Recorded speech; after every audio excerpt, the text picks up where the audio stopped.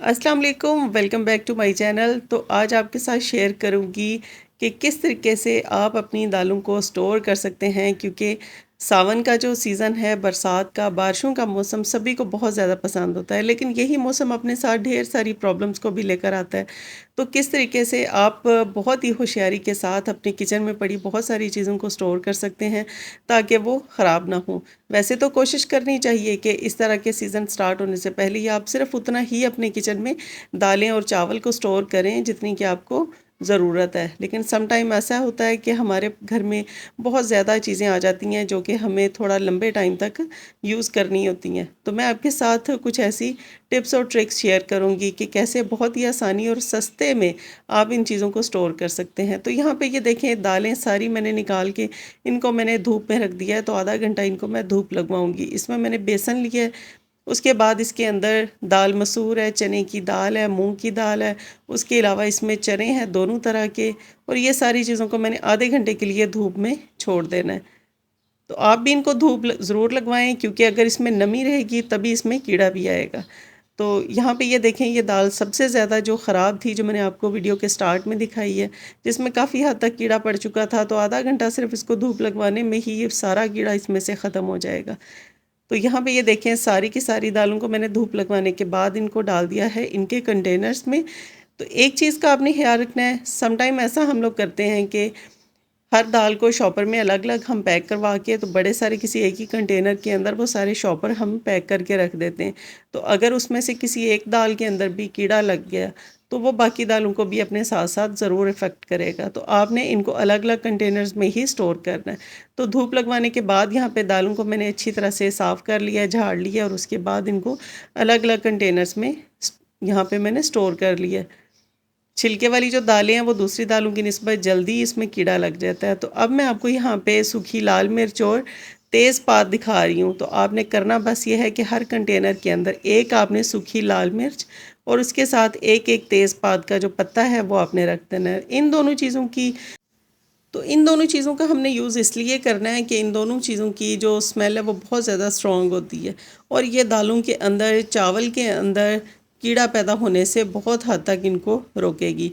तो अगर आपने इनको खुला रखना है तो फिर तो इनके अंदर लाजमी कीड़ा पैदा होगा, लेकिन अगर आपने कंटेनर्स में इनको अच्छी तरह से धूप लगवाने के बाद ये तरीका अपना के इनको स्टोर करना है, तो बहुत लंबे टाइम तक आपकी जो दालें हैं, चने हैं, ये बिल्कुल भी ख़राब नहीं होंगे।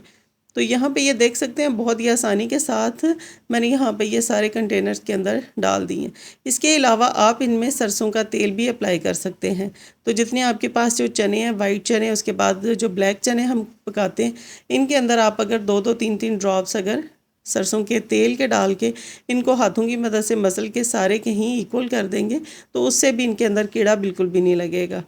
उसके अलावा बहुत सारे ऐसे तरीके हैं जो आप अपना सकते हैं, लेकिन मैंने वो तरीके आपके साथ शेयर किए हैं जो कि आप बहुत आसानी के साथ अप्लाई कर सकते हैं। चावलों को भी सेम तरीके से स्टोर किया जा सकता है। पूरे महीने के लिए जब आप चीनी को स्टोर करते हैं, तो इस मौसम के अंदर चीनी के अंदर कीड़ा लग जाता है। तो सुंडी तो बिल्कुल भी नहीं लगती इसको, ना ही इसके अंदर कुछ ऐसा और सीन होता है, लेकिन इसके अंदर जो ब्लैक जो च्यूंटियाँ होती हैं वो बहुत ज़्यादा चीनी के अंदर आ जाती हैं, जिसकी वजह से चीनी का जो फ्लेवर है वो भी मुतासर होता है, स्मेल भी आती है, और ये ख़त्म भी नहीं होती जल्दी। तो आपने करना ये है, लौंग ले लेने आपने, बहुत अच्छे फ्रेश और अच्छी खुशबू वाले आपने लौंग ले लेने, और जिस कंटेनर के अंदर आपने चीनी को डालना है, उसमें डालने के बाद आपने इसमें 10 से 12 जो दाने हैं लौंग के, वो आपने डाल देने हैं। तो इसमें जितने भी मसाले आपने यूज़ करने हैं ना, वो सारे के सारे आपने फ्रेश लेने हैं, क्योंकि चीनी के अंदर ना तो हम तेज़पात रख सकते हैं और ना ही हम इसमें लाल मिर्च का इस्तेमाल कर सकते हैं। लौंग रख लें, उसके बाद आपने बड़ी इलायची लेनी है, और 2 से 3 दाने जो हैं बड़ी इलायची के, वो भी डाल सकते हैं इसमें। अगर ये ना करना हो तो फिर आप इसमें जो बड़ी इलायची है उसके साथ दालचीनी, ये दोनों चीज़ें भी डाल के चीनी को लंबे टाइम तक स्टोर कर सकते हैं। चीनी में बिल्कुल भी नमी नहीं आएगी, इसमें चूंटियाँ नहीं आएंगी, और आप लंबे टाइम तक चीनी को अपने घर पे स्टोर करके तो इस्तेमाल कर सकते हैं, ये बिल्कुल भी ख़राब नहीं होगी। उसके अलावा बेसन हम लेकर आते हैं बारिशों के सीज़न में, ज़ाहिर है बेसन से बहुत सारी रेसिपीज़ भी हमने बनानी होती हैं। तो बेसन को यहाँ पे मैंने अच्छी तरह से इसको छान लिया, धूप लगवा ली, उसके बाद दोबारा से इसको मैंने छाना है। अब जिस कंटेनर में आपने इसको स्टोर करना है, उसके सिर्फ निचले बॉटम में आपने तेज़पात के 2 से 3 लीफ आपने डाल देने। क्योंकि हमने इसको 2 से 3 मरतबा छान लिया, अब दोबारा से हमें इसको छानने की ज़रूरत नहीं पड़ेगी। तो जो तेज़पात है ये ड्राई होने के बाद हल्का सा ये इसके जो पीस हैं वो टूटना शुरू हो जाते हैं, तो वो बेसन के अंदर शामिल ना हो इसलिए आपने बिल्कुल बॉटम में इसके तेज़पात डाल देना है और ऊपर आपने सारा बेसन डाल देना है। अब यहाँ पे मैं इसके 2 से 3 दाने लौंग के डाल दूँगी और सबसे ऊपर आपने इसके तेज़पात के 2 से 3 लीफ रख के तो इसको भी कंटेनर को अच्छी तरह से पैक कर देना है। ये बिल्कुल भी ख़राब नहीं होगा, इसका टेस्ट भी ख़राब नहीं होगा। तो यहाँ पे अब सूजी को ले लेते हैं। सूजी के अंदर जो वाइट सुंडी है बहुत ज़्यादा पैदा हो जाती है इस मौसम के अंदर, तो इसको आप किस तरीके से दूर कर सकते हैं मैं आपको बताती हूँ। आपने सूजी को सबसे पहले अच्छी तरह से छान लेना है बारीक छलनी के साथ। उसके बाद आपने इसको ड्राई रोस्ट करना है। आपने बिल्कुल खुश्क वाले पैन के अंदर डाल के इसको इतना सा रोस्ट कर लेना है कि इसका हल्का सा कलर चेंज हो जाए। तो ये आपका वक्त भी बचाएगा और पैसा भी बचाएगा, क्योंकि सूजी ख़राब भी नहीं होगी और जब भी आपने हलवा या किसी रेसिपी में यूज़ करनी है आपको अलग से इसको भूनने का भी टाइम नहीं देना पड़ेगा। तो इसको भूनने के बाद आप किसी कंटेनर में डाल के इसको स्टोर कर सकते हैं। तो कैसी लगी वीडियो ज़रूर बताइएगा। इंशाल्लाह ऐसी ही अच्छी अच्छी वीडियोज़ आपके साथ मैं शेयर करती रहूँगी। दुआ में याद रखिएगा। Thanks for watching.